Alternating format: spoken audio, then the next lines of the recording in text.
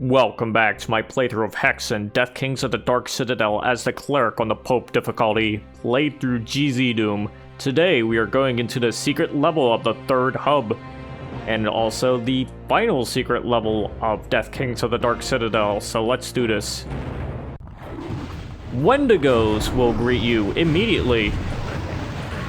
Even more so on the Pope difficulty. There are so many of these guys, and that's why you want to armor up before you even think about going into a place like this.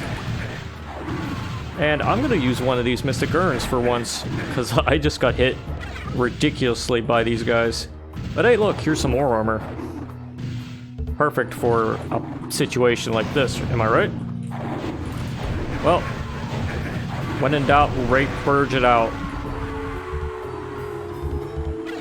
So here's the first switch we can press, and what I'm going to do is get the Chaos Device out, and when I flip it, I use the Chaos Device immediately, because if we go back into this room, there is a lot of crushing and falling going on in this place. And I'd rather not play this level's game at all regarding crushers and whatnot. And neither should you if you have a Chaos Device handy.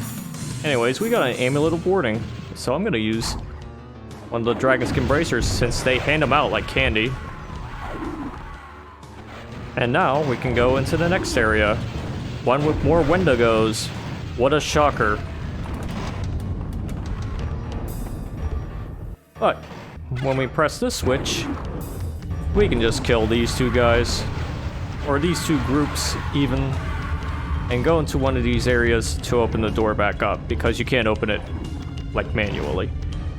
So now we've pressed two switches. We can go and press two more switches, because we're halfway done with the level, pretty much. Sort of. But just to make sure, we've got some cleanup to do with these Wendigos. I ain't having none of their shit, and neither should you. Just spam Rank Purge, and watch your Spectral Army rip them to shreds. And try to get ripped to shreds yourself. A little hard to do in places like this, but you know. Anyways, there are two paths you can go through. I'm gonna go through the one on the right first. And I'm not gonna use Wraith Verge down here, I'm just gonna use the staff. You know, it's a little dark, so I'm gonna turn on the lights. Yeah, things are shaking around here still. And also, while you're around here, hug this far left wall. And if you need to take a sippy, do so. Now, it's a little dark in here usually, but this part right here, near the far left, is darker than the rest of the area. And to confirm, yeah, that's why we hug the wall, because we'd freaking fall if we didn't hug the wall. So all in all, it's a rather simple way to die, but it's also easy to avoid at the same time. Okay, no more rhyming. Just Wraith Verging. And look at that. A moving block of ice. If you're anywhere near it, we'll probably freaking kill you, so, you know, don't go anywhere near it, of course. So let's press this final switch, and the way to the tower is open. And these Wendigos are attackable now. Because, for whatever reason, they're, like, invulnerable until you press that switch. Anyways, we can also jump into here and grab this marketable plushie of the Molitar there.